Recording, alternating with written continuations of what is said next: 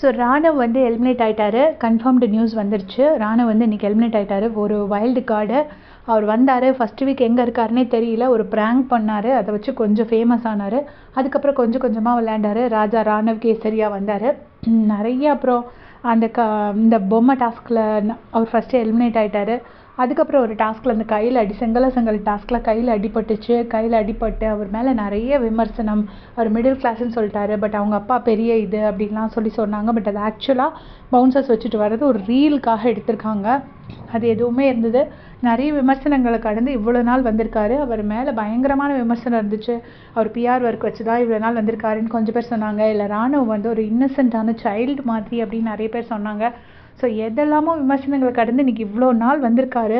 இப்போது வந்து one of the sure shot ஃபைனலிஸ்ட்டுன்னு நிறைய பேர் சொல்லிட்டு இருந்தாங்க. பட் அன்ஃபார்ச்சுனேட்லி 2 வீக்ஸ் முன்னாடி இன்றைக்கி எலிமினேட் ஆகிறாரு. நீங்கள் என்ன நினைக்கிறீங்க?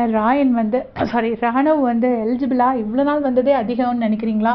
இல்லை ஒரு ஃபைனல்ஸ் வரைக்கும் வந்திருக்கணும்னு நினைக்கிறீங்களாங்கிறத மறக்காமல் உங்கள் கமெண்ட்ஸில் சொல்லுங்கள். அந்த இன்னொரு கன்ஃபார்ம்டு எவிக்ஷன் யாருங்கிறத தெரிஞ்ச உடனே அப்டேட் பண்ணுறேன். தேங்க்ஸ் ஃபார் வாட்சிங்.